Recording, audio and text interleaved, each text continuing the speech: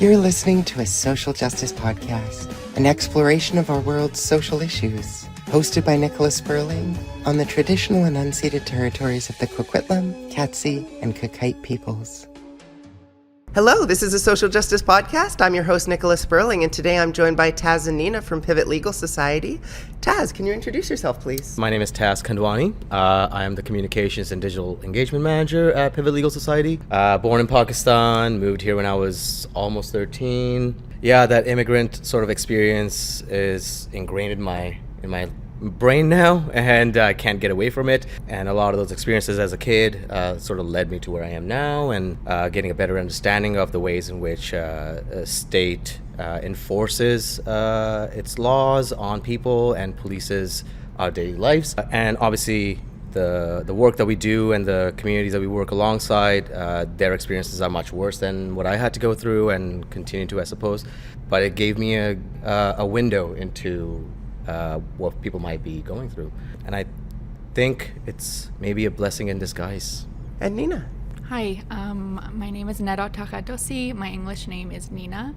I'm the Anti-Stigma Campaigner at Pivot Legal Society. I ended up at Pivot because of, similar to Taz, the experiences I had growing up led me to working in the social justice field. I'm a registered social worker, and whenever I say that, I have to preface it by saying that I actively try to work against social work and dismantle the harm that social work has done in Canada, especially towards Indigenous people and people of color. And I grew up with a family that came here as refugees from Iran in the 80s, and I grew up hearing stories around the dinner table of my mom being in protests and demonstrations in Iran when she was a teenager.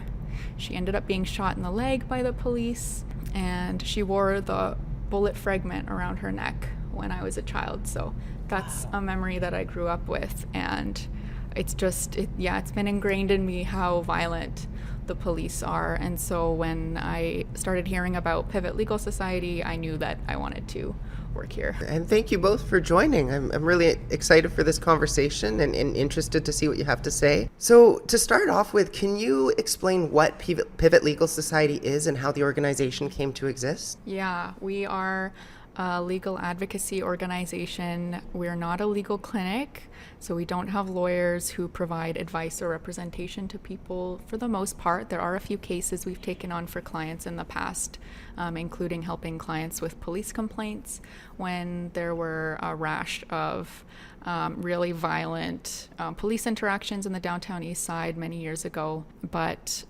generally, we are more of an advocacy and campaign-focused organization, and we work directly alongside communities that are impacted by social exclusion, marginalization, oppression, and they're all linked to poverty in some way and stigma. Those really are the core of the issues that folks are experiencing in the work that we do. And we work on a few different campaign areas. So we have our campaign to address sex workers' rights, and we'll get into that a little bit more later on when we talk about our campaigns in more depth. We've had some conversations about sex work on this podcast as well, so that'll be interesting. Yeah, we saw those. And we want to end police violence, eventually dismantle the policing system and all carceral systems.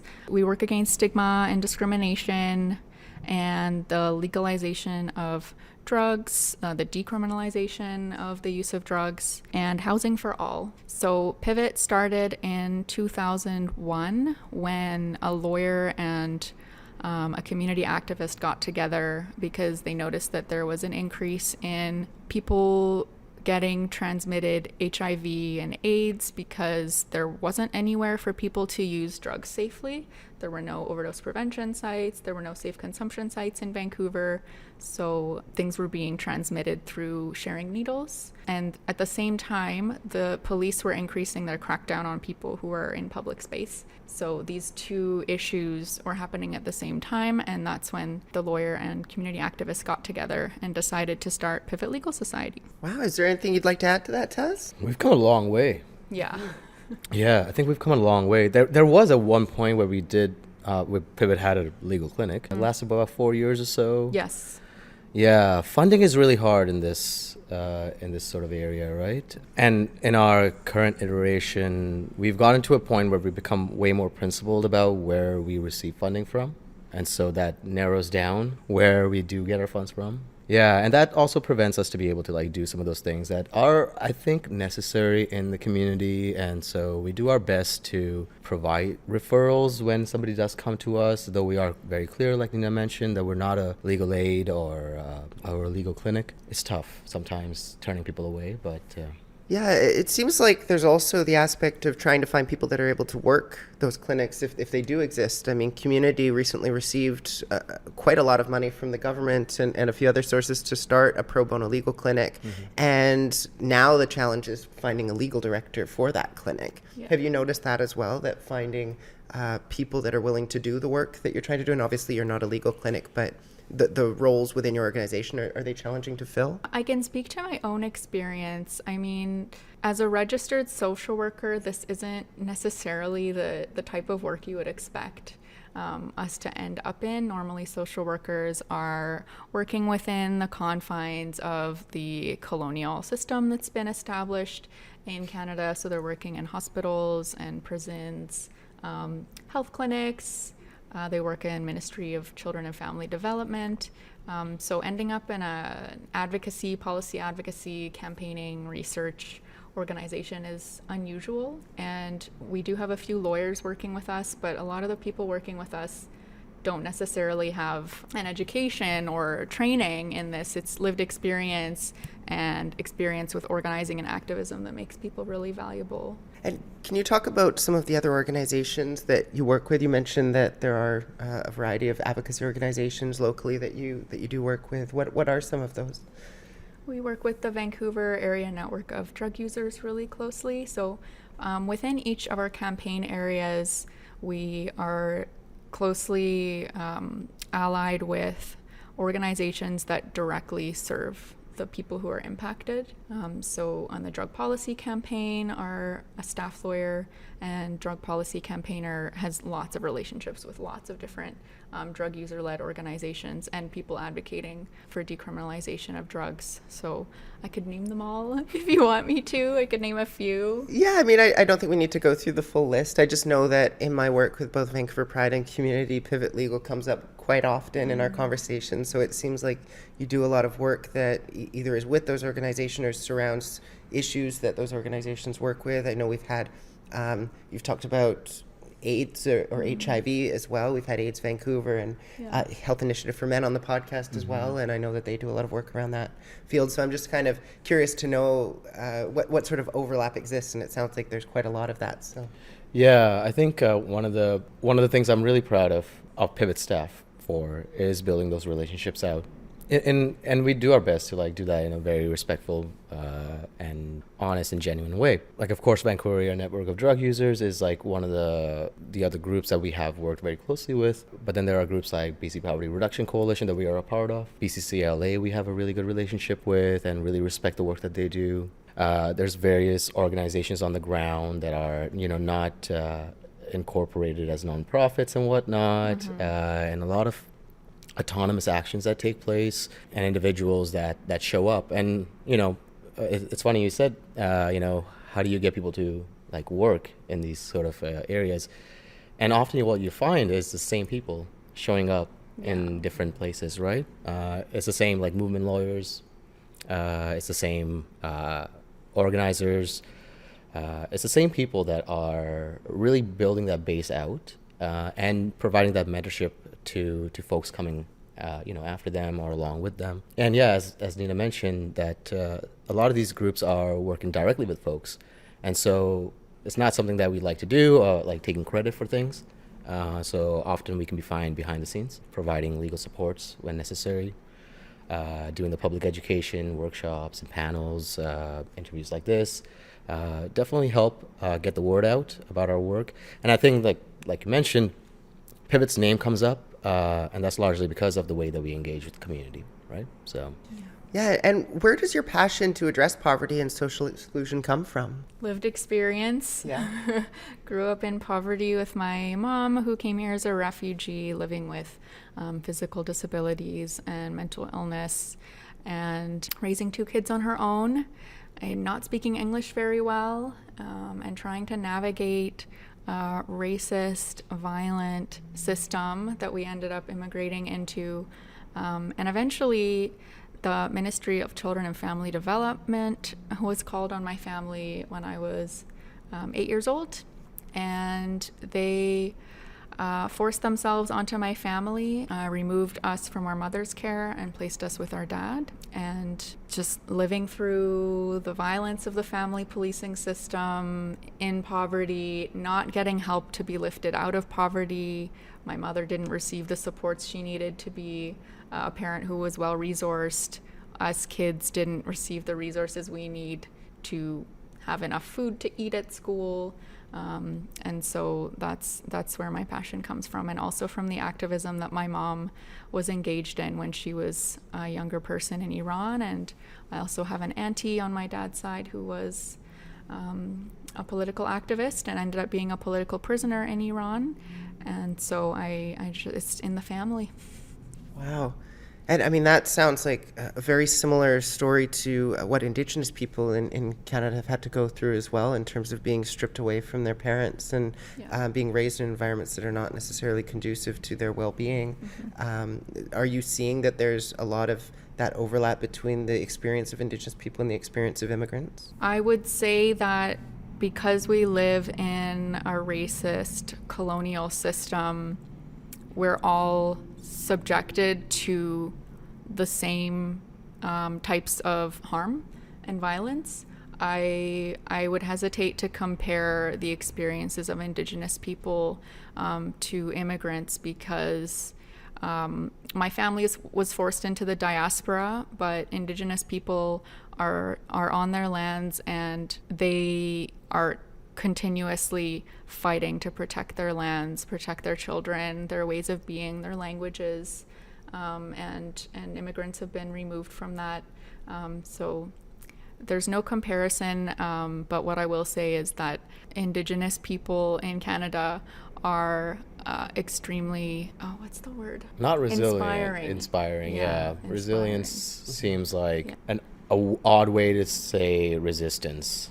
Definitely not a choice in that regard. Yeah. And Taz, where does your inspiration come from? Late in life. As mentioned, so I moved here as a kid, the youngest of 3. At the age that I moved here, obviously I had an easier time integrating into society here, whereas my brother and sister struggled a bit more. Of course, my parents struggled.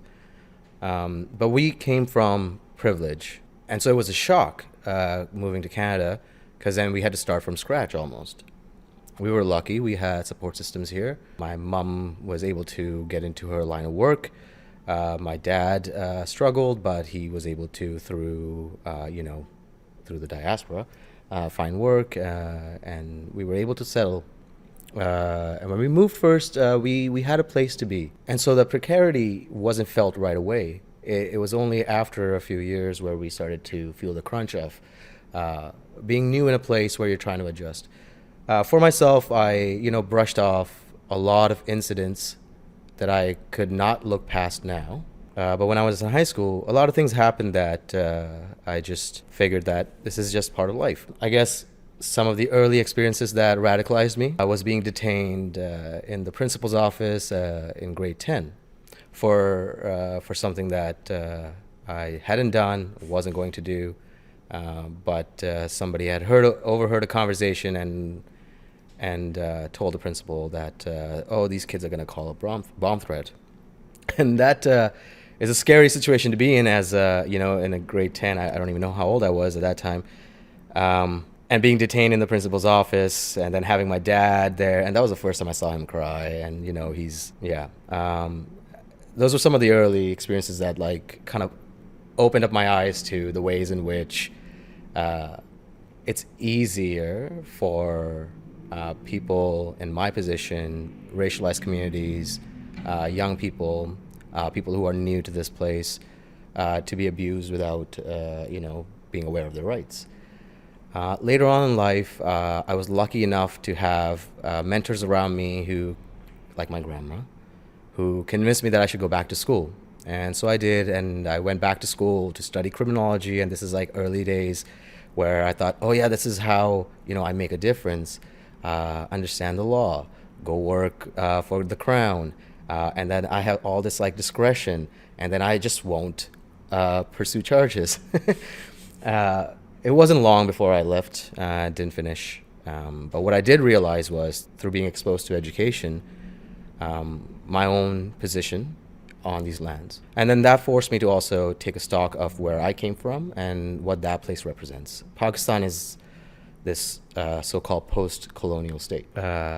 Although it carries with it the colonial legacy and the systems that were left behind. A place where, we grew up around a lot of conservatism, and that just became an everyday part of life. But being exposed to, as I mentioned, some of the education in school allowed me to also understand the ways in which my own family members, like my mom, my sister, my grandma, mostly the women in my life, and how they were subjugated. And that sort of like allowed me to extend that understanding and empathy, I suppose, and opened up my eyes to a whole lot more. And then engaging in conversations with people, trying to find community to belong in, a lot of introspection and a lot of soul searching, I suppose, led me to a place where I then surrounded myself with people that were engaged in social justice. As you might remember, I wasted a lot of my years with the NDP, but the one thing that did teach me was the power of organizing. That's definitely one thing that party's really good at, right? Yeah, especially in BC. But that experience, I can't discount it. I think it did allow me to do political education for myself, to engage in community in a good way, and in a way that I was able to critique that party from inside, and then coming to the resolution that like it's a waste of time.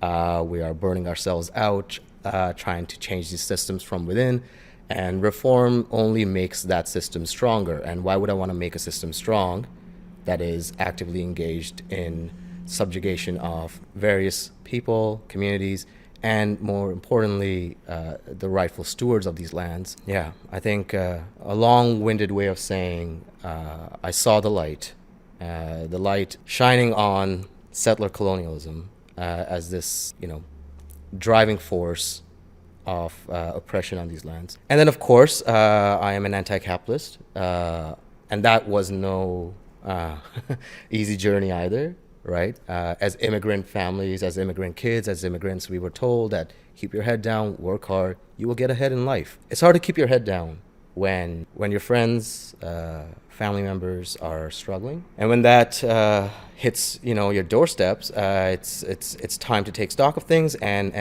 figure out where to go next. And again, like I said, I was lucky enough to have mentors around me, people that allowed me to read, understand things, expose me to ideas that I wouldn't have searched on my own, ultimately leading to the understanding that this system that we are living in, not just here but across the world now, is dedicated to maximizing profits over people. And I am people. Yep. Yeah, I matter, right? Absolutely. I think we all do.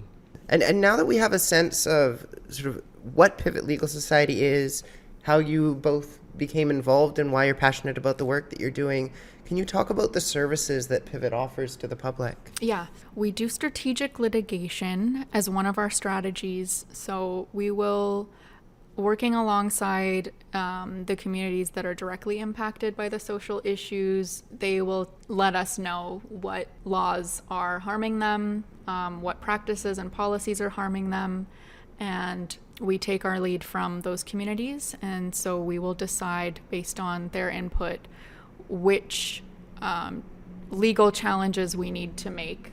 So a few recent examples are in the drug policy campaign. And Taz, you're going to have to help me out here because there's a lot of back and forth these days with decriminalization and recriminalization in BC. Pivot Legal Society, as part of a coalition, of various groups had pushed the provincial government in BC to apply for the decrim pilot. We got that for about a year or so. Of course, there was a lot of backlash because public use became more apparent. And so that meant that the government had a few choices, I suppose, and what they chose was to give in to the reaction. It was challenged. Bill 34 was challenged, which would have restricted public use under the guise of protecting children and public spaces like parks and whatnot. Except in the original decrim pilot, those were already spaces that were exempt. So people couldn't use there anyways. But it was presented in the media and in their press releases as if that's the problem. So it was challenged by the Harm Reduction Nurses Association, and Caitlin Shane from Pivot Legal Society represented them. Before a decision could be made, the province went around the whole case and straight to the feds and asked them to increase discretion for police to move people along, provide them with services and quote-unquote services, if you're listening online, not watching, and confiscate the drugs. So public space became, again, a hotbed of police violence. The obvious issue there is that people have nowhere to be. And so they're using where they are. And where they are is around their friends, their community. And because municipalities, cities and towns and villages, are not following through with the health order that was passed down by the province to open up consumption sites, safe consumption sites, and enable more drug testing, leaves people to use in public space. If they have nowhere to be, the municipalities and the province aren't doing what they want to do, then people will use where they are. So it's really just scapegoating drug users. And just to make a point as well that the 2.5 grams was well below what was being asked of the province by drug user groups and drug users themselves, especially in rural areas where you have to go far away to pick up whatever you need and you come back. And so to go and pick up only 2.5 grams makes no sense, especially if you are a person who doesn't have a fixed address, you're poor and you can't afford to travel, and so you pick up the amount that you do. But of course, first we got a half-assed measure presented as this like fix all for everything, when in reality it was meant to decriminalize use and users, right? And then when it didn't work like they wanted it to, right? Oh, it should have solved everything. There should be no overdoses now. We made it legal to possess 2.5 grams in certain places. Mm-hmm. When it didn't work, when the supply became even more toxic, they gave in to the reaction from the right because they started seeing the writing on the wall. This reaction being, it's a failed experiment, basically. It's a failed experiment. We're just enabling people and every kind of stigmatizing term that you can throw under the sun. And often the solutions being suggested by the general public is to just sweep the problem away, hide it. They don't want to see it. And of course, we know what happens when people are using out of sight, out of mind. They die. That's why we have an opioid epidemic, or part of the reason. Well, yeah, and it's really a toxic supply crisis. We've seen historically what prohibition does to the substances that are being prohibited. There were many years of alcohol prohibition that showed us what happens. And so this war on drugs has been going on for quite some time. And in that period, we've tried the solutions that are now being suggested as the new solutions to restrict drug use and to prohibit it. And this is like, war on drugs, 2.0, 4.0, who knows at what point we were at. But instead of addressing the actual core issue of the supply being toxic, the substances being toxic, the users, for various reasons, who use for various reasons, are being scapegoated. And as Garth Mullen had put it, I think, if I'm remembering correctly. The BC NDP seems to be reaching, to the top of the polls by stepping on dead bodies of users, and they seem to be okay with it. And you've talked about the BC NDP, you've talked about pushing for these changes provincially. Is that sort of the scope of the organization? The demographic, or the region that you're focusing on and serving is British Columbia generally? I think our work is largely focused in the downtown east side, but by nature of what we're working on, it impacts the province, but not just the province. It has an impact on the whole country. This is like setting legal precedent for Canadians as a whole? Yeah, I mean, Pivot's work around sex work had a massive impact on sex work laws, right? Like the Bedford case, however long ago that was. I'm sorry, I can't remember the year now. So the way that our work conducts itself, it's of course focused primarily in the downtown east side, but the impacts of that work are felt province-wide and Canada-wide. Our challenges to sex work laws, had a massive impact across Canada. We're still fighting to repeal some of the more draconian policies that were brought in by the Harper government, I believe. PSEPA, protection of communities, and something or other, right? And Persons Act. Yeah, I can get into the sex work stuff for sure. Yeah, we're going to go through sort of step by step the different services that Pivot offers, so we'll have a chance to go through that. We're still in strategic litigation. Yeah. The original question. So coming back to strategic litigation, I think there is a misconception out there that like Pivot just takes on whatever case. People contact us all the time, and we have to unfortunately turn them down. Our litigation comes out of our campaign work. And our campaign work is informed by the groups, the communities, the individuals that we work alongside. And they're the ones that are informing and providing the wisdom that allows us to take something to court. Charter challenges come about as a way to address, a specific thing that has happened, right? And that's the case across the board for any charter challenge, really. In our line of work, when things come up, we really do our best to engage with the folks that are impacted.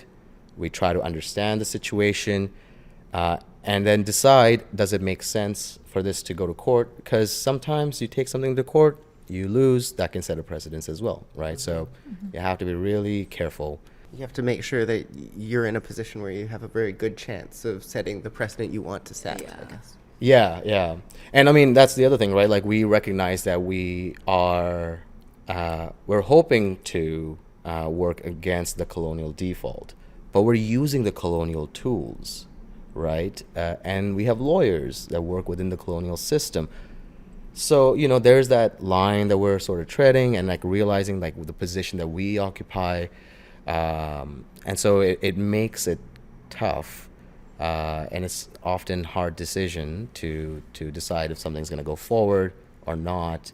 Because the impacts of that can be devastating on communities, right? And getting into those 5 areas of policy that Pivot focuses on, the 5 areas, just for the audience, are criminalization and policing, drug policy, homelessness, anti-stigma and poverty, and sex workers' rights. So we're going to go through these step by step and talk a little bit about each one.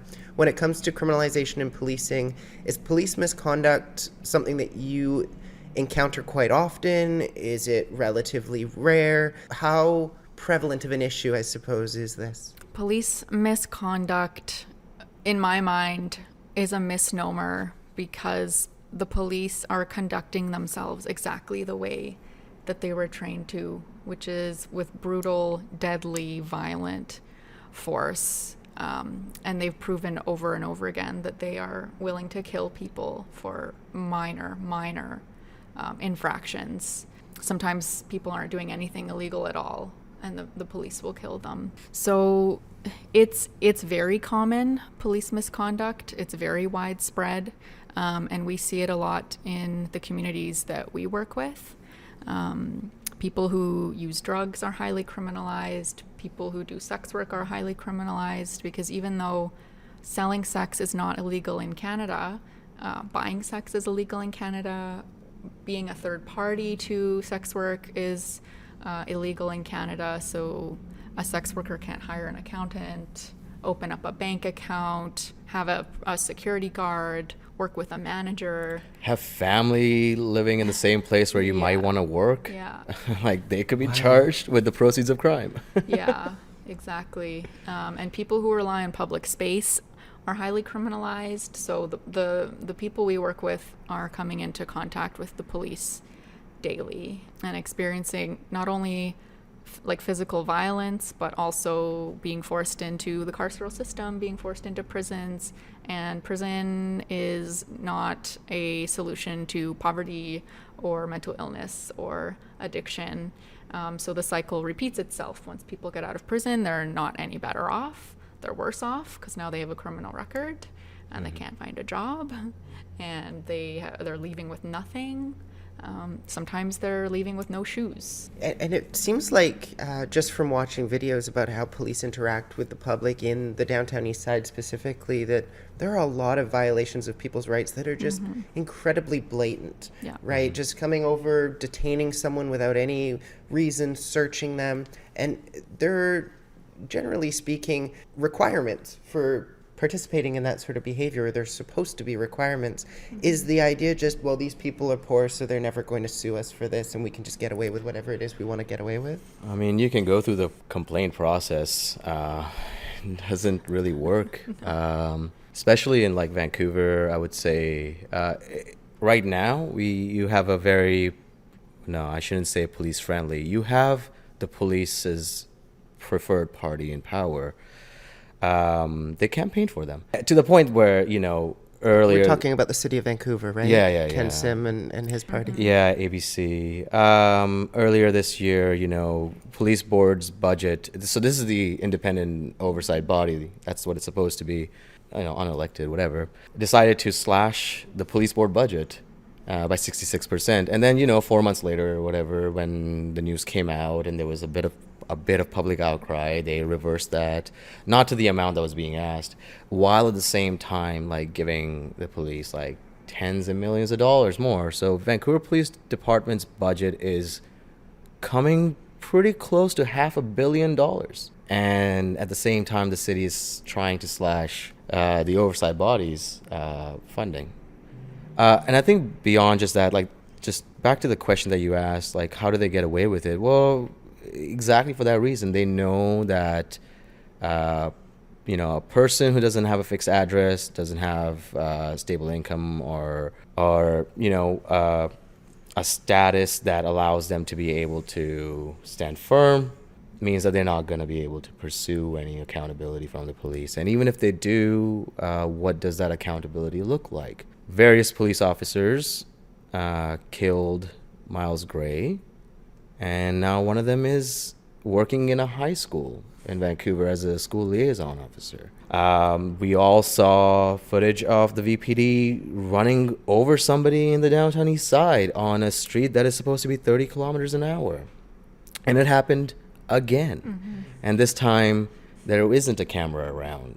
So, public has to do their own investigation. And then zooming out, looking at the RCMP, and, everybody's been hearing about SERG or whatever they're called now. It becomes very clear the purpose of the police. It becomes very clear in the way that they handle mental health, so-called wellness checks. It becomes very clear with their interactions with black folks. And this is the same department that claims that they have no internalized racism, right? Didn't No, not Chief at all. Palmer come out with a statement saying that? Yeah. There is no racism because they hired people that look like us, New bosses, same as the old bosses. I mean, I come from a place where the policing system was literally installed by the colonial powers, and they just carried that through, right? And we know the history from there. I hope Indians, Pakistanis, Bangladeshi people listening to this will remember that there were a lot of people before the partition happened that joined the colonial police force because that was the only way to move forward or move up. I'm not trying to humanize these cops by saying, oh, they're just trying to survive. I think police in Canada have flown under the radar for a long time. There hasn't been a good process for accountability.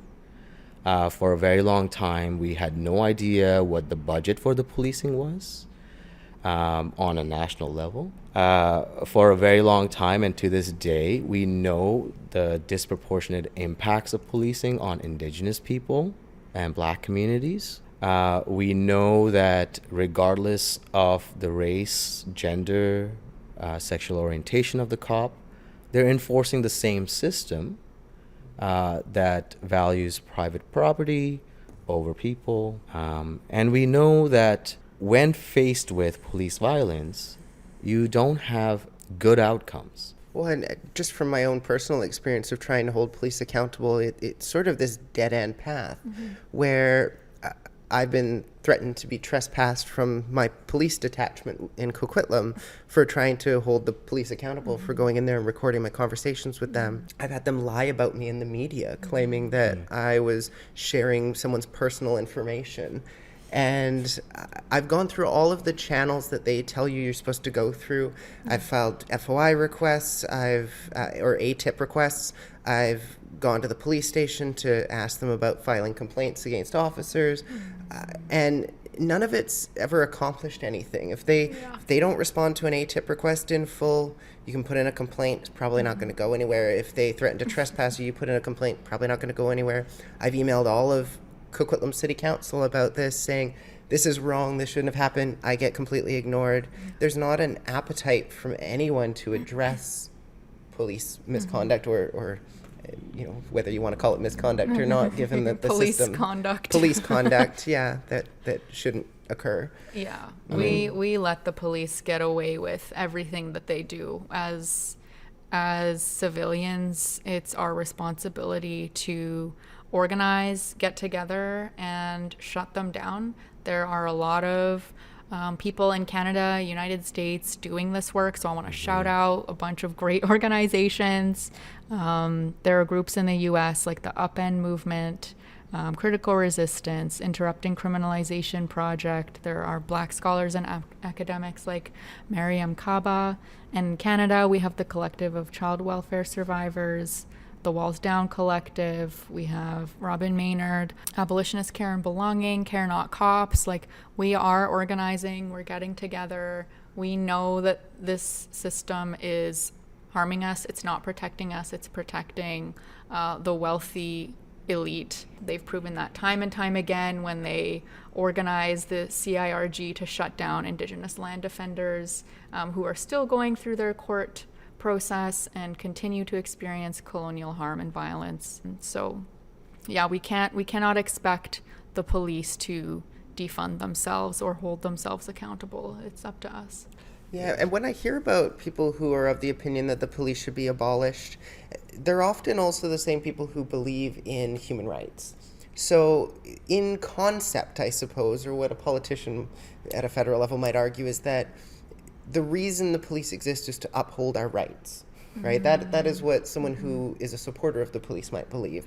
So if we're talking about changing this system entirely and creating a system where there are no police, or the police have very limited roles, like researching murders or something along those lines, very serious crimes, what does that system look like in the sense that we still have freedoms to live our lives as we want to? I'm so excited by this question. I love imagining a police-free future with my comrades. A police-free future, abolition would be very different, because it would mean that our values as a society would change.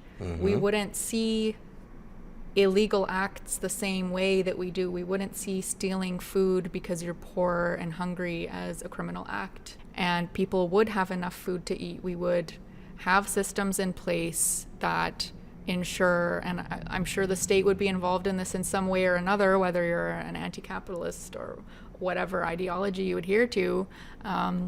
We would have programs that make sure that kids are fed in school. that their parents are well supported if they're refugees or have disabilities, whatever marginalized identities they belong to. Education, tuition would be free, and we just wouldn't value capital the same way, because when the police are protecting capital and we get rid of capital, there's nothing for them to protect. So the idea would be, if you have social systems in place that ensure everyone's needs are being met, then crime just doesn't really exist at that point. Yeah. Well, as I was just looking up and just making sure that I quote Ruth Wilson Gilmore in a correct way, abolition is not primarily a matter of what to get rid of, but what to build and to orient around. It's not just like a matter of like dismantling something, right? It's actually a matter of creating something instead. We have disability activists reminding us constantly that involuntary treatment does not work. But what does work is community connection. Folks that have to deal with wellness checks or have had to deal with wellness checks continually remind us that community connections can prevent a whole lot of the harms that they're experiencing. We know that harm reduction is also one of those things that is a presence of something rather than an absence of something. Presence of harm reduction means and requires necessarily a community connection, right? It comes from sex workers. It comes from queer folks who had to come together and provide safety for each other because the state wasn't going to do that for themselves, right? I think often we listen to, videos, audio, something on social media, and we see the clips, the sound bites, and of course we rely on media that focuses on sensationalized pieces of information. What we don't get to are the deep, nuanced conversations around this kind of stuff, right?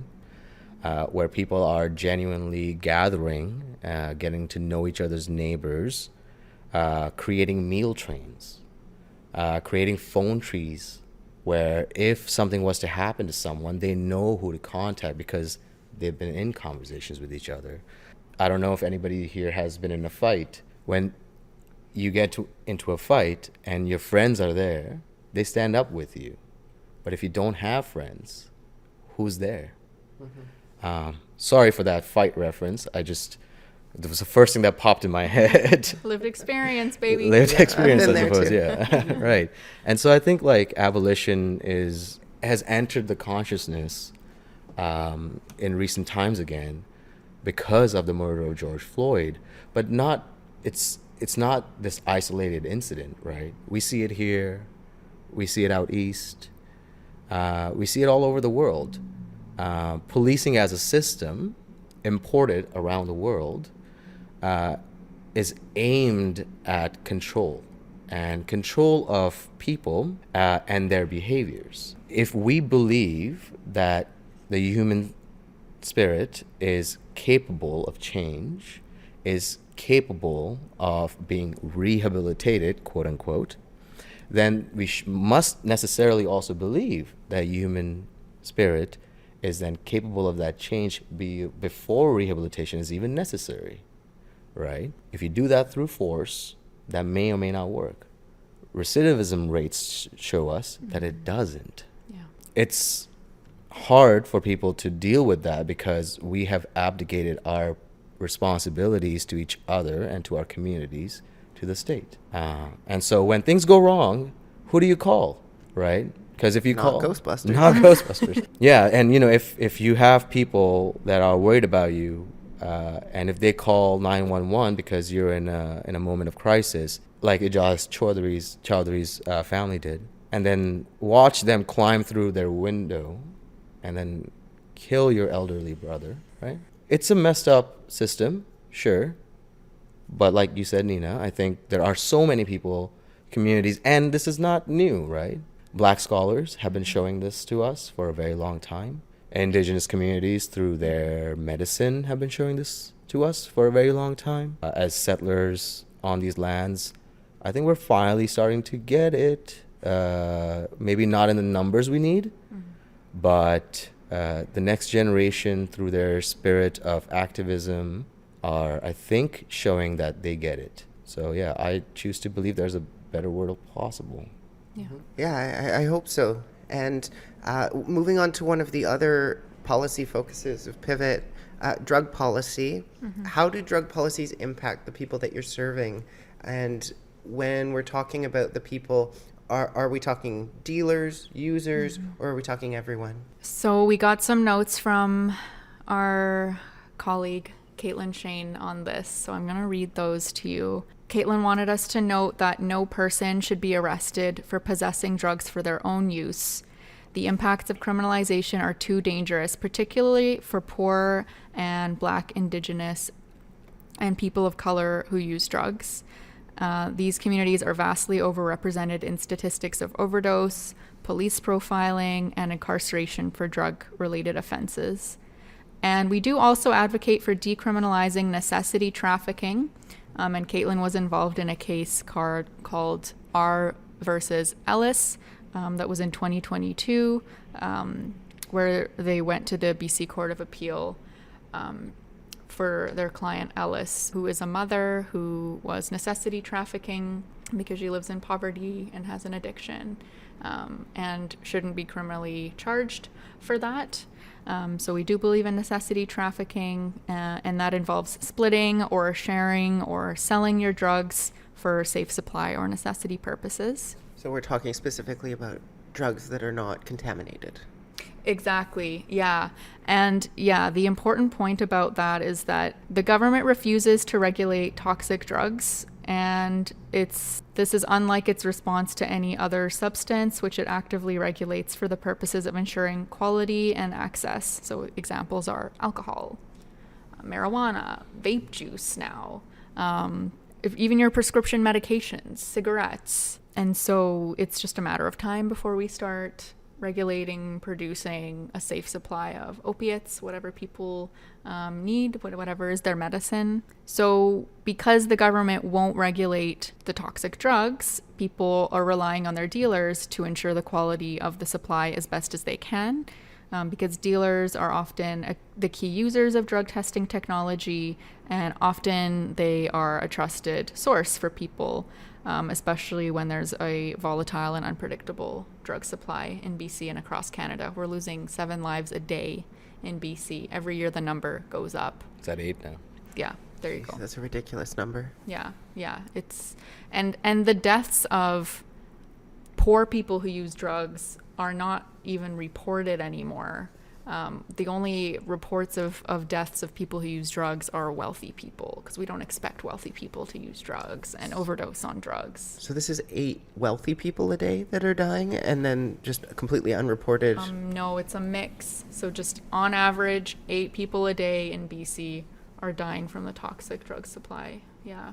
When I say reporting, I mean every single time a person in BC dies of a toxic drug overdose, it's not reported except when it's someone wealthy or someone's like a student, a young person. We're like, oh, we don't expect them to use drugs. Housed people, largely, like if you're housed, maybe middle class, whatever that means, or wealthy, it's like a big story. Like, oh no, this person died from drug use. Oh, so we're talking like reported in the media, Yes. not reported in statistics. Yes. Okay. Point of clarification. Okay, thank you. So yeah, I think the crux of that is that there are dealers that people trust, because there's the same person people go back to again and again, right? And depending on like your context, you might have developed a relationship with this person, relationship based in trust. And if that person is now gone, let's say arrested, confiscated, whatever, then you don't have that supply anymore, and then you have to go to a different supply potentially, and you don't know this supply, right? It's not tested, and you often don't have like readily available places to go test your drugs. You don't have safe consumption sites you can access. When safe supply has been rolled out, like 5% or less of users actually can access safe supply.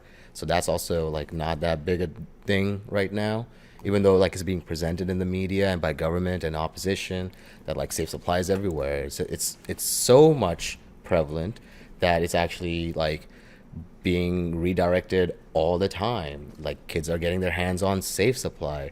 And I don't know about you guys, but I used drugs when I was in school and after. Never got it tested. Yeah. But God forbid, right now, like, a lot of these young people don't have trusted drug dealers, right? Like, they don't have people that they can go and buy from all the time. They're trying it sometimes here and there at parties. They don't know what they're going to be consuming. And they're probably hiding it so they don't have someone with naloxone with them either. No. Right? And then, you know, people don't also know their rights, that, like, if somebody around you is overdosing, that you can indeed call the police or, like, emergency services to come help, and you won't be impacted if you have any substances on you. Though there is a case out, I forget exactly where, that is challenging the Good Samaritan drug laws right now, and so that could change the landscape. But in the meantime, people, again, don't have their drugs tested, can't really trust the supply, and then there's all this, like, you know, right-wing sort of reaction around safe supply that is spreading disinformation, people pretending to be investigative journalists, talking to one person and presenting that as, like, the story across the board for everyone. Or going into a shelter and claiming it's a safe supply site. Yeah, it's a really weird, like, wild west right now. I feel like some government was, like, on about a different party, like, not that long ago, about creating a wild west situation in this province, you know? Yeah. And one of the other aspects of policy that you focus on is anti-stigma and poverty. So how is Pivot working to address stigma and poverty, and with regard to sort of what exactly? So a few years ago, Pivot released a report called Project Inclusion.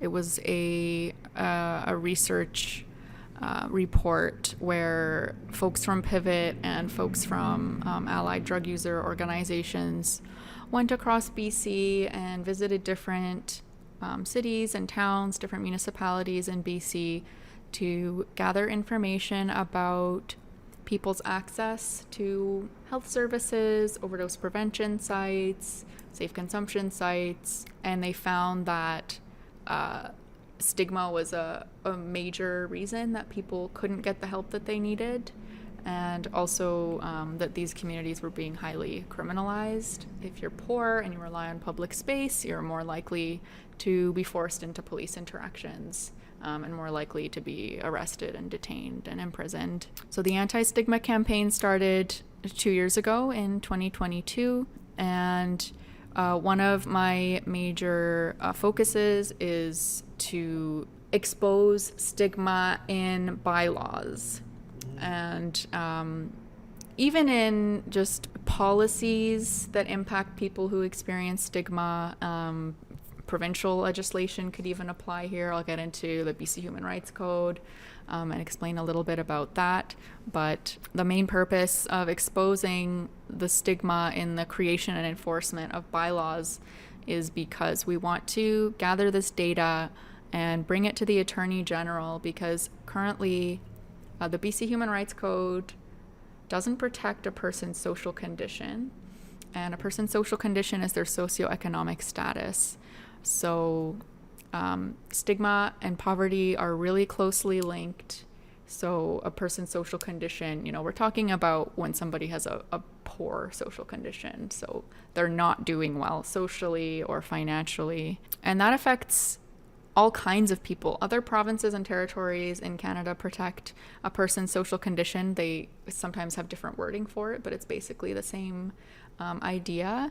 And there have been cases out of Quebec where students used the social condition argument to say that they were being discriminated against because they were being paid less than the employees who weren't students. And they won that case. There was another case in the Northwest Territories, which also protects social condition, where people who were receiving a form of income assistance weren't being paid in cash or by check. They were being given food stamps. And so they argued that that was discrimination because they're not trusted to make their own decisions about how to spend their money, and that's because of stigma. Stigma makes you question a person's morals and their values. And so we're currently trying to gather data to present to the Attorney General to amend the BC Human Rights Code to include the protection of a person's social condition. Fantastic. Did you have anything to add to that, Taz? I think the only thing I would add is that stigma can actually be very, very deadly. Mm-hmm. We have had incidences in this province and in other provinces around Canada where people have been harmed, gravely harmed, because of their social condition. Because they're poor, they're homeless. There was a case, I think last year, earlier on the year or the year before that, in December or something, where a person was set on fire. And this was something that we came across, and mm-hmm. This is a homeless person, right? And this is coming at, this was around the time when all the street sweeps and the Hastings Tent City was being decamped, and there was all this uproar about people being on the streets because they have nowhere else to be. Mm-hmm. And I think this was out in the district of Abbotsford, or... That was here on Hastings. Hastings. Wow. Yeah. And when you're talking about... I'm guessing this is setting someone on fire because this person is now driven to hate poor mm-hmm. people or something like that because they're seeing in the news that these street sweeps are happening, for instance. Mm-hmm. Could an argument be made that a street sweep of that nature would be inciting hatred mm-hmm. and therefore would be a violation of people's rights? 100%. Because in this society, people trust the police to do their jobs properly, and it legitimizes the work that they're doing. As well, the City of Vancouver's engineering department was part of the sweeps. So when a city has enacted a program, it legitimizes it. And when the city and the VPD are working closely together, people aren't going to question whether this is the right thing to do or the good thing to do, especially with the narrative that's being put out there by business owners who were saying that it's impacting their business, that there are homeless people in their neighborhoods. Which is really, like you said, Taz, it's the wild, wild west that business is being prioritized over human life, especially when your safety of your person, life and liberty is protected by the Constitution, mm-hmm. the Charter. It's totally legitimized by institutions we are taught to trust and should actually be questioning. Well, I mean, in the media, the Gastown BIA president was quoted saying that, these people are walking zombies or whatever. Mm-hmm. I mean, that is... What kind of... Literally dehumanizing. Yeah. Just removing all human qualities from someone by calling them a zombie. And so, when somebody goes out there and targets somebody who is poor, homeless, or using drugs or whatever, I don't think that they feel any sort of, remorse, mm-hmm. right? Because they don't see people as human. They feel justified in those actions, I guess. I mean, the city was handing out garbage cans, calling them...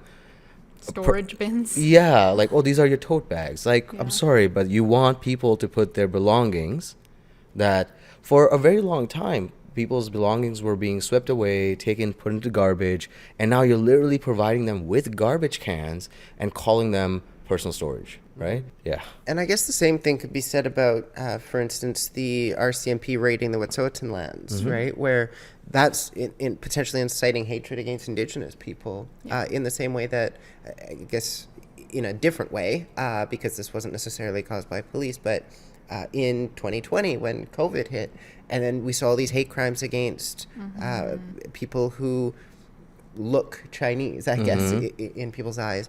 So there are anti-hate speech laws in place in this country, right, where the whole goal of them is to protect certain people from certain types of speech that are intended to incite hatred. But it almost seems like the government itself is participating in this, mm-hmm. and they're almost exempt from it. That's a really good point.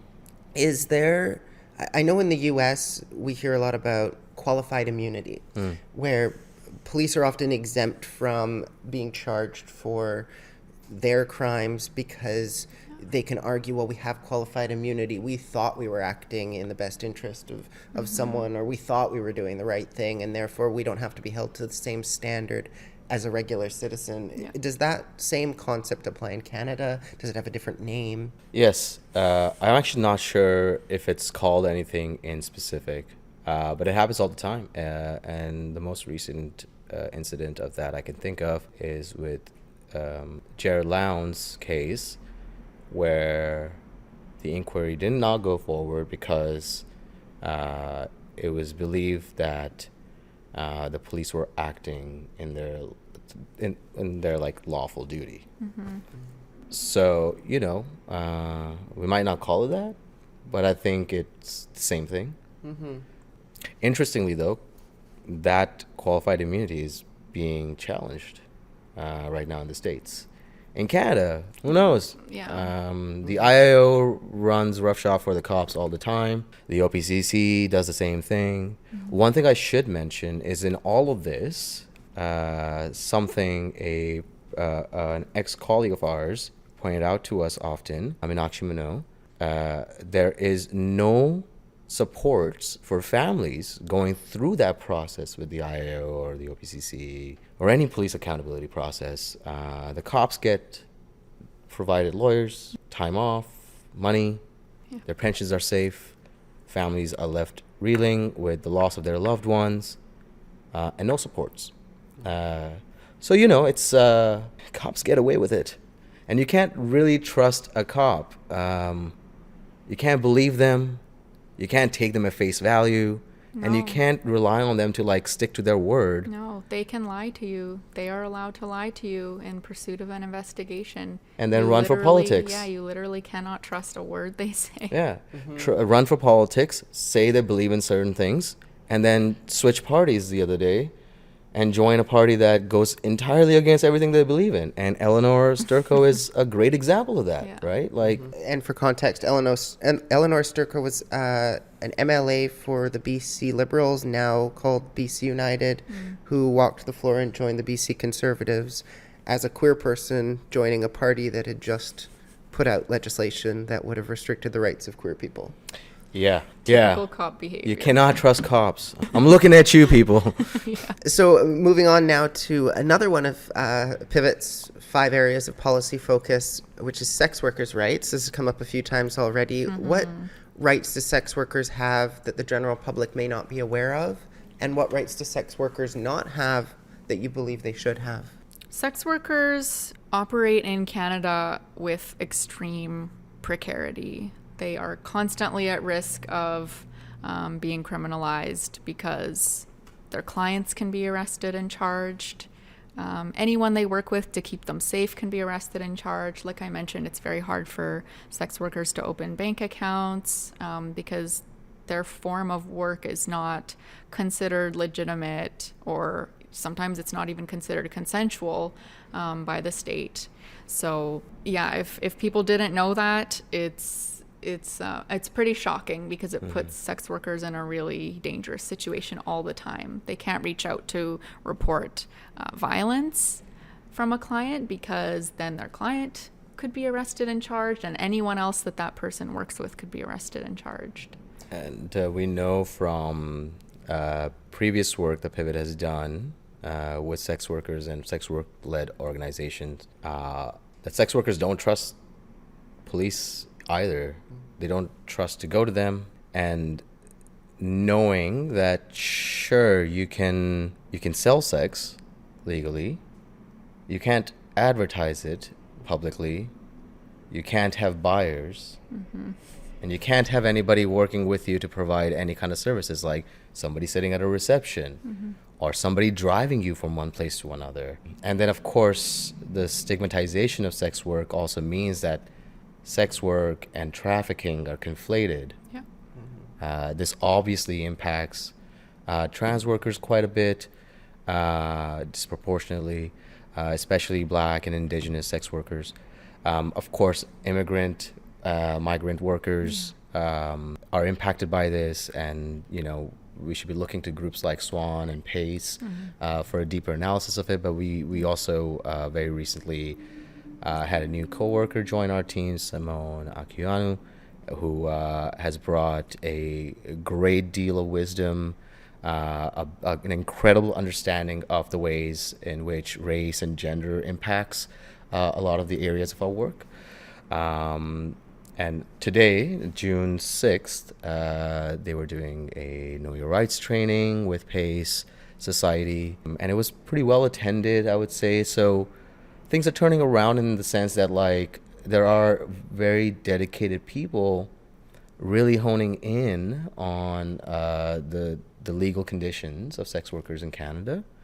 And I think one of the biggest challenges right now is the PSEPA, it's the, Protection of Communities and Exploited Persons Act, which essentially is the piece of legislation that, like, really conflates sex work and trafficking and takes away that sovereignty over their own bodies. Yeah, and that's something that I've heard in reaching out to organizations for this podcast. I reached out to a number of organizations that support sex workers. I had one in particular get back to me and say, we're not coming on your podcast because you talk to someone who works in anti-human trafficking. And they were, I guess, concerned about that subject being conflated. So there's clearly a lot of concern about how we were concerned about we had the same concern.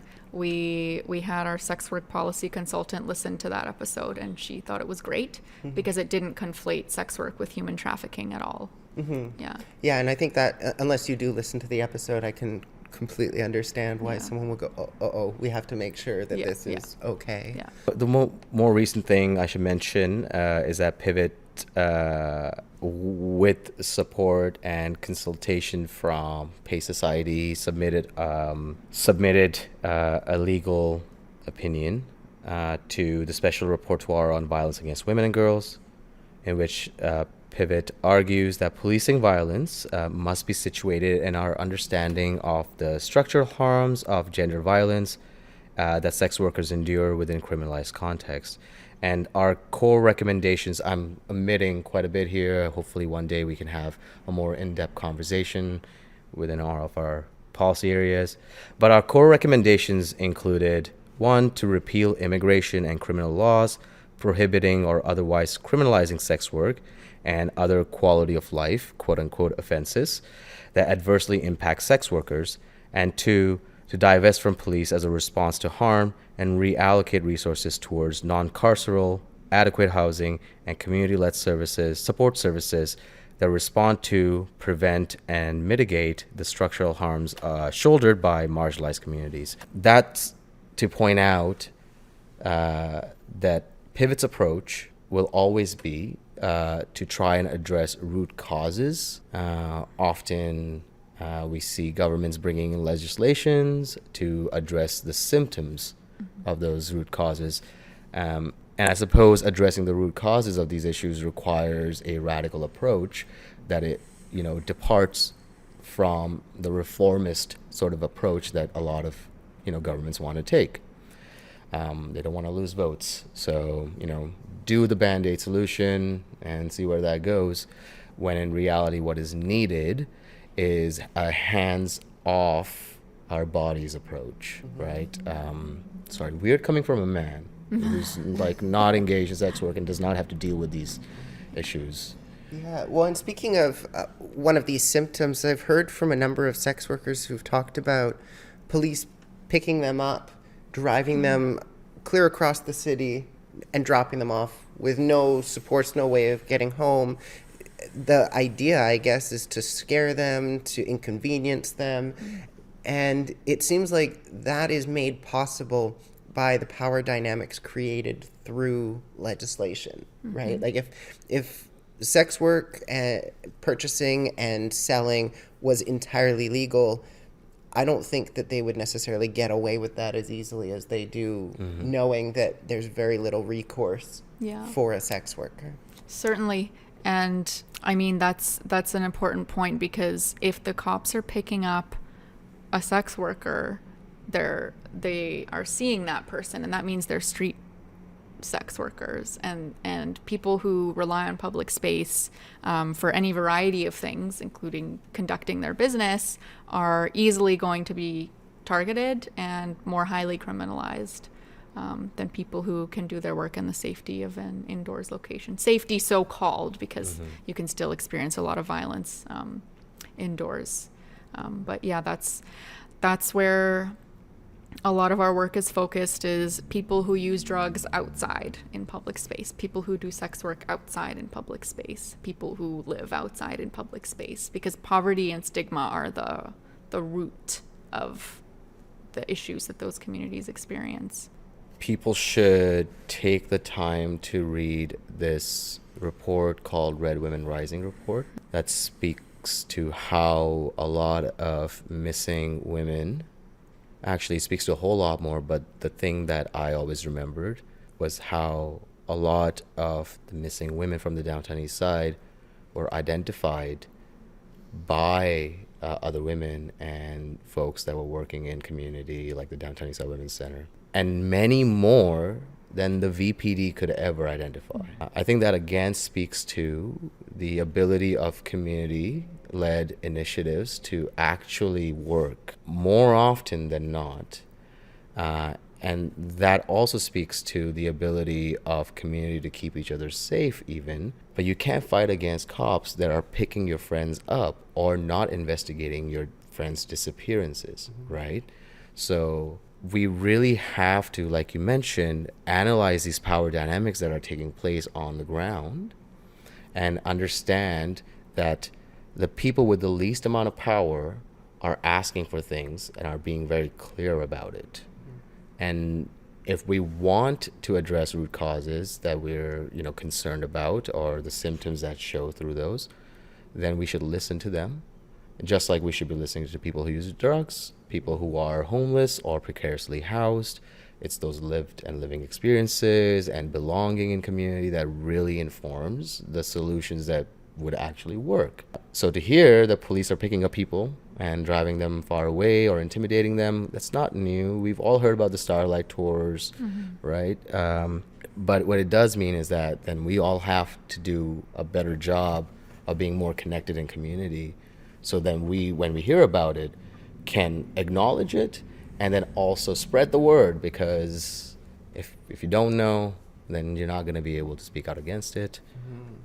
Well, and to that point about police not investigating certain people, I mean, we recently heard about the infamous serial killer Picton dying, right? And or being murdered, I guess, in prison. He could have been caught way earlier if the police had been willing to listen to people in the community, and also if they weren't friendly with him to begin with, right? They were on his property having barbecues, apparently, right?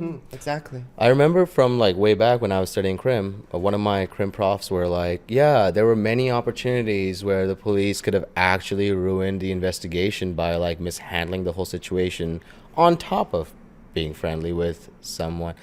And this is the weird part. There were a lot of very powerful people in positions in this province that knew Picton and were chummy with him. Yeah, it's a weird world out there. And that sort of brings me to close to the end of my questions for you. I had another question around homelessness and whether people who are homeless or houseless often find themselves having legal challenges. I think we've pretty well covered that. Yes, they do. And we've covered the reasons for that. So I want to move on to one of my final questions, which is, what is your hope for the future of Pivot Legal Society? My hope is that we decriminalize sex work completely, 100%, so that sex workers can do their job safely, unionize if they want to, be protected by the Employment Standards Act, just receive all the same privileges that any other employee does.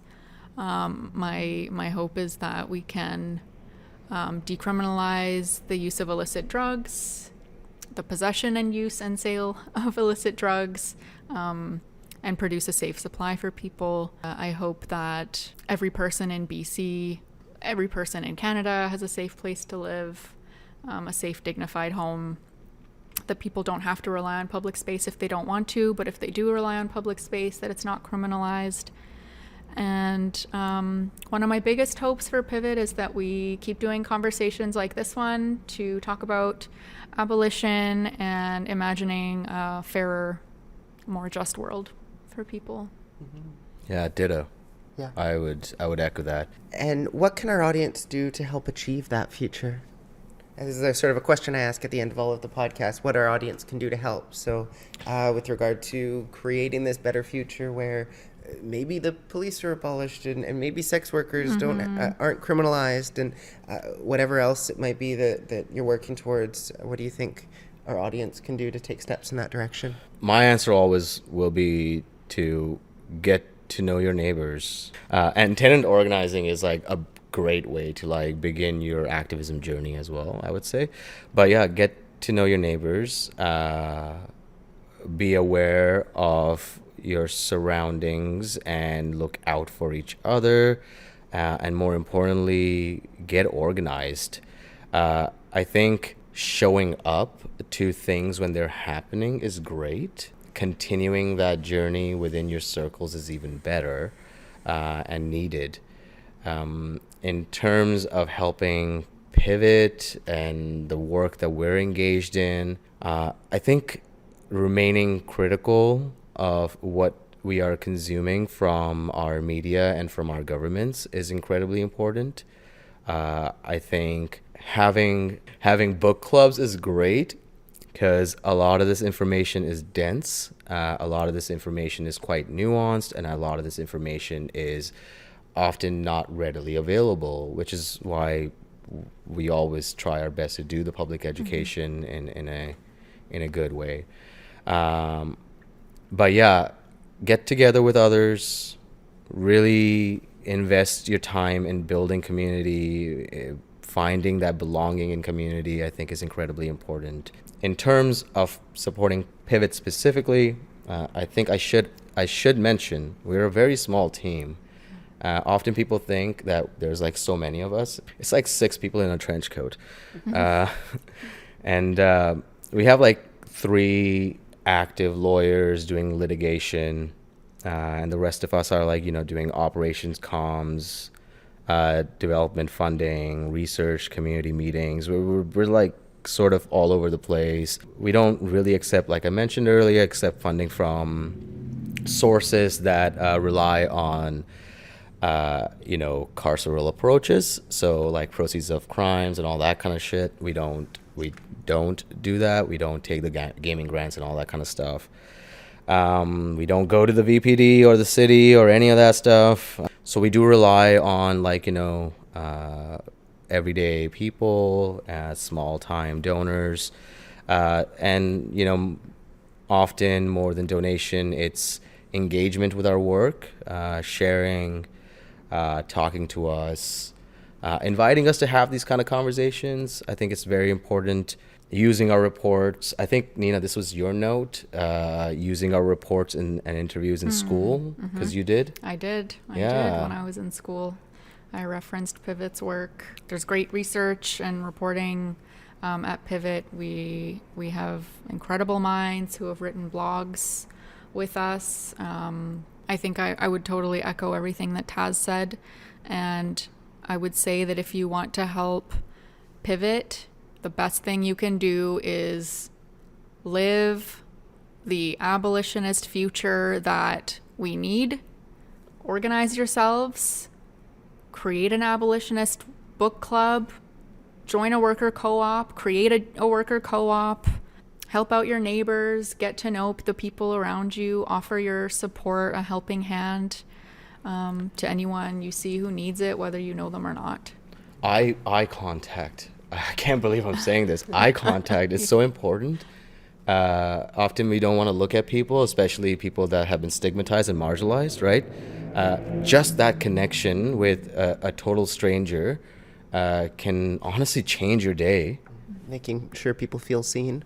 Yeah, it's incredibly important. The one thing I do want to say is that I'm like actually very happy about the ways in which activists are like cross-pollinating right now and showing up for each other, right? I think that's really beautiful, and there's no shortage of groups for people to plug into. Personally, I would say like really pay attention to folks at Care Not Cops, for example, Abolitionist Care and Belonging, Pace Society, we love them. Vandu, a Vancouver Network of Drug Users.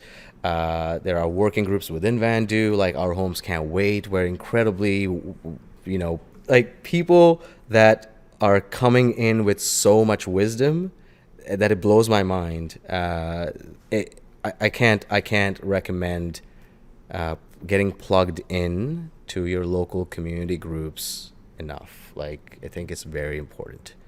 And sorry for saying like so much just now. You're all good. Is there anything else that we haven't talked about so far in this podcast that you think is really important to mention before we wrap things up? Actually, there is a bit. I don't know if this needs to be included, but there are pieces that I feel like we missed or didn't cover. I wonder if, like, at the end we can like do some of that. Yeah. Well, this would be the chance to do that. This would be the chance? Yeah. Okay. I think it's important to mention we prioritize relationships with people who are directly impacted by the social issues we work on. I think that's very important. We're doing our best to employ an anti-oppression lens in a lot of our work and approaching our work from a decolonial lens, but we have our own problems that we are, kind of struggling with it like any other organization, and so we have to do our own work as well. I think it's important to mention that we meet with grassroots organizations regularly, and all of our work is directed from the ground up. I think more specifically, if we are to go back to the campaign pieces, I want to mention 3 websites people should pay attention to right now. One is killercopscanada.wordpress.com. Another one is trackinginjustice.ca. And then the third one is notinthepublicinterest.com. I should also mention that 2023 was a 15-year high in VPD shootings, both fatal and non-fatal. At the end of 2022, Canadian press reported that police shootings had increased by nearly 25% over 2021 levels across Canada. And BC was identified as the province with the most shootings. And VPD was involved in like a third of them, or a quarter of them, I think. VPD were disproportionately involved in 26% of BC shootings in Canada, despite the city of Vancouver. In Canada or in BC? In Canada. Wow, that's a massive number. I think, again, just reiterating that VPD budget is growing very close to $500 million. That's a big number. A really important thing to note is that often data about the police is coming from the police, so it's often underreported and overreported in some other instances, like how many drugs they seized and what they qualify as a weapon. And when they roll out their tables full of stuff in front of the media, we should really take a magnifying glass and look at all of them, because there might be just a 4-inch knife on there that is perfectly legal.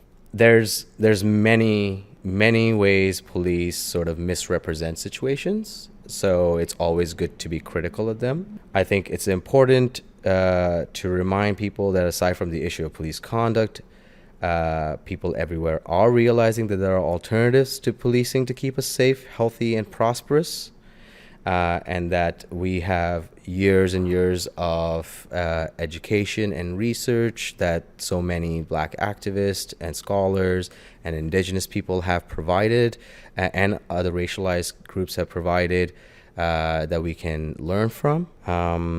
One very important piece about Pivot's work regarding sex work campaign is that since 2007, Pivot has been engaged in challenges, constitutional challenges to the criminal code provisions, communication laws, Bawdy House law, procuring law, which is like public interest standing granted in 2012. So we are challenging things in the court system, and it is delivering certain results, but the fight is sort of going on, and now we're coming up against this so-called culture war that is conflating a lot of issues with, protection of children and families, and those seem to be large misdirections instead of addressing the core issues felt by the people that are impacted and are working in those areas. It's a pretty big tactic right now to like redirect attention to some other issue and scapegoat people. Unfortunately, a lot of trans youth are being targeted right now as well because of this kind of stuff. And it's important to keep that in mind. Particularly with an election coming up in BC where that's going to be a hot button issue. Oh, and Canada-wide, the pendulum has swung, and the rhetoric is not stopping. Also, things are even more complicated for migrant sex workers. We should mention legal status for employment and street entrenched sex workers, of course, because they use public space, like Nina mentioned. We wrote down a note here that it's 73% of sex workers in Vancouver surveyed in the Bias Forest report in 2023 identified as being people with disabilities. And I suppose that speaks to the fact that people on disability are receiving very little money to survive, and so they're not necessarily people who are passionate about sex work. They're people that are forced into it for necessity. Yeah, maybe, right? Yeah, there is that. I think there is that angle as well, for sure. And some engage out of their own volition. Some people with disabilities like to do sex work because they can set their own schedule. They don't have to adhere to a full-time schedule, which they just can't show up for. Yeah, not to say, because we've had this conversation about sex work in the past, about how not all people engaging in sex work are forced into it. It's not that type of situation. And if people are being forced into it, that's wrong. But there are plenty of people out there that do it because they want to do it. Yeah, totally. Yeah, economic stability is there to a certain extent, I suppose. And being able to set your own hours, having your own space, especially if you are somebody who is housed and like has that safer spot. But a lot of folks that are engaged, disabled folks that are engaged in sex work, a lot of them are worried about a loved one overdosing, like 60%. 46% had difficulties paying for food. So like it makes sense if you're like you were mentioning, living on disability rates, you can't, right? It's nearly impossible. Don't even cover rent in a lot of them. 45% were Indigenous, and often 35% of them were not housed. And 29% had dependents. So that source of income is incredibly important. I think that's probably covering most of what we might have missed. There is one last thing that I think, Nina, do you want to cover, like the last bit? Shout out to all the grassroots organizers and activists around the world for putting your labor and very limited time on this earth into dismantling the systems that harm us and creating the systems that will place us in a freer, healthier future. Wonderful.